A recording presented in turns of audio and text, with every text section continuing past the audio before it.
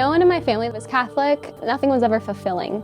And then now that I am Catholic, this is the most happy I've ever been in my entire life.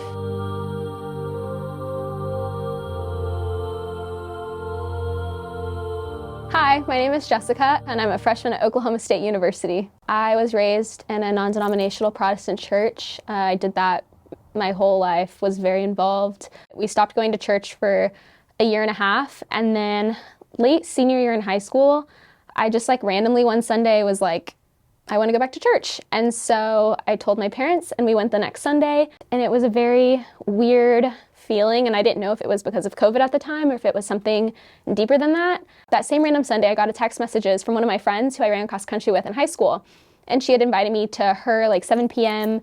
church service at another non-denominational church. And so I went, and I had the same feeling again, that it was just a very unsettling feeling, and I didn't know why.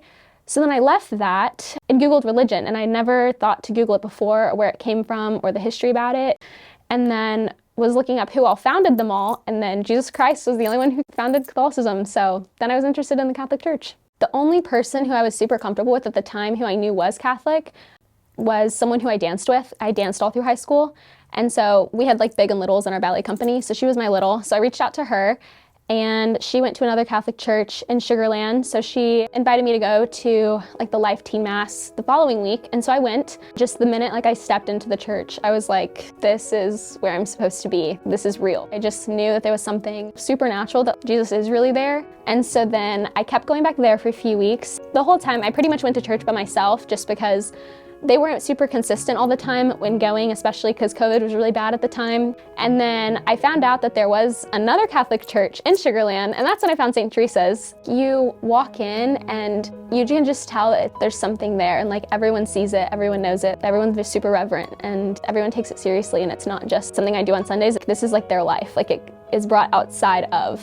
the church, into their normal life, which is something that I didn't have growing up. I like that it's not flashy.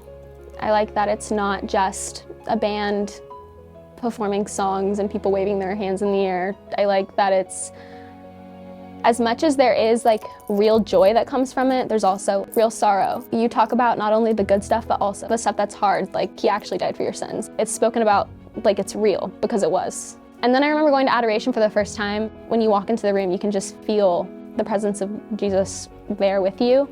And you can feel it in the Mass too, just the second that you step foot into a church and recall that he's there and he's present. I think that's why I like going to Mass a lot too. It's just because it's another time that I get to set aside, just how you would set aside for friendships and stuff. If Jesus is my friend, then I set time aside for him every day too. The church gives us so many things that give us the opportunity to unite ourselves closer to Christ, and you can't get that outside the Catholic Church. So if you're not Catholic, you can't get those sacraments, or you probably don't know about any of these sacramentals, and you can't become closer. You're capped off at a certain point, and you can't become any closer than you already are. I mean, I really like the Latin Mass. I find it easier to meditate personally and actually have my own conversation with Christ. I feel I'm always having to say something in the Novus Ordo, versus in the Latin Mass I can prepare myself for the sacrifice. And the Novus Ordo Mass can be done good, and when it is done very reverently, then it is a very good Mass too. But it's a lot of reciting things. Whenever I moved to Oklahoma for school, I was really excited to go to school and move, but I was at first really sad that there were no Latin Masses that were near me. I remember reading the letter that the bishop put out for the Houston-Galveston diocese. It was really sad. I'm glad I at least got to experience it. I'm glad I started to convert when I did, and met the people I did when I had. Every time there is one offered, I always go, because it's very different in the best way. I feel there's always room for improvement, because we're not perfect. Whether it's in how we celebrate the Mass, or how we receive the sacraments, or things like that. Because I think there's things that the church can do to help motivate reverence for us, like the use of communion plates. Because if there are communion plates, it shows that if particles are dropped, every little drop is still Jesus. And then if they put out kneelers, then it obviously encourages kneeling. A piece of advice I would have is just never settle.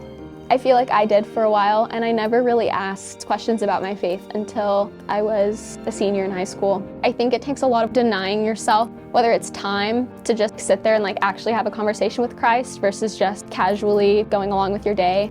I try to like set aside time to like have a conversation with the Lord and kind of just listen. So I've been sitting a lot more in silence or driving in silence and not having the radio on or anything, because sometimes he'll like put things in my heart to like think about. I like to do a lot of reading. I pray the rosary. I watch a lot of Catholic YouTube videos just to learn more. I like it when the priests talk about the saints, because sometimes I don't know them, and so it's a way for me to like hear about a new one that I haven't heard before. You can learn about their stories and then what they did in their lives and how I can mirror that in mine. Before I became Catholic, nothing was ever fulfilling. And then now that I am Catholic, this is the most happy I've ever been, ever, in my entire life. I have come to know Jesus in a way that I haven't before. And then at the same time, I know I haven't even scratched the surface. If this is what I'm experiencing, I just want to share it with everyone that I do know so that they can experience the same joy that I am. As a church, we really need to listen to the testimony of converts. We should ask, why did they convert? Focus on those things. Why did Jessica convert? Many reasons. The truth and the historicity of the Catholic Church. She converted because Jesus Christ is really present in the Most Holy Eucharist. She converted because of beauty and reverence in the liturgy. Let's focus on these things. Let's highlight these things. Hit subscribe for more testimonials and inspiring content. God bless you, God love you, and you can watch more videos right now.